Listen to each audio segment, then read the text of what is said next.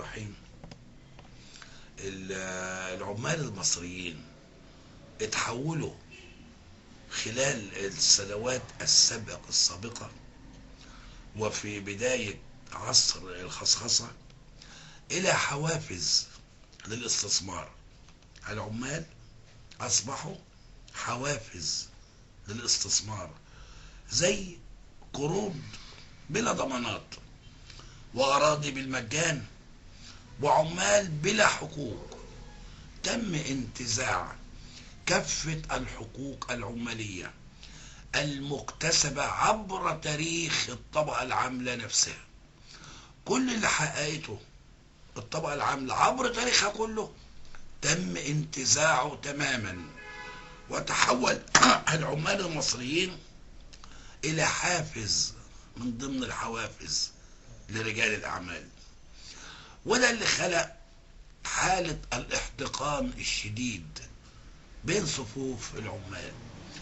نزع منهم حقهم في العمل، في الحماية التأمينية، حتى في الرعاية الصحية. وأصبح العامل المصري هو الوحيد في العالم عامل بلا حقوق. جاءت الكارثة عندما تقدمت الدولة في ظل نظام مبارك بإلغاء كافة قوانين العمل السابقة وتشريع قانون واحد اسمه قانون 12، قانون العمل الموحد.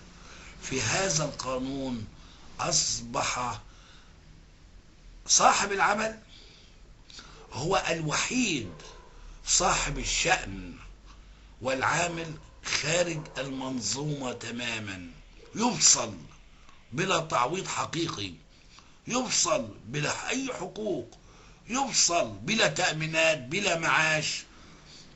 أصبح العامل سلعة كالسلع المطروحة للبيع في الأرض، بل بالعكس. العمال المصريين يعيشون الآن أسوأ مما عاشته عبيد روما. النبلاء روما كانوا بيعتنوا جدا بالعبيد لأنه اشتروهم بالمال وبيخافوا عليهم لأنهم سلعة.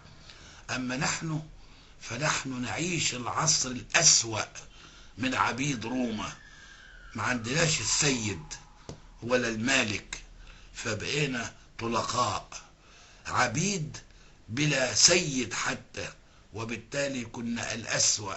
17 مليون عامل بيعملوا في كل مجالات الاستثمار والقطاع الخاص، كل شيء. لا توجد أي حماية نقابية لهم. الاتحاد العام للعمال 30 سنة رفض إن يتعامل مع عمال الاستثمار والقطاع الخاص، طردهم، وأصبح القانون سلبهم أيضا من كل حقوق.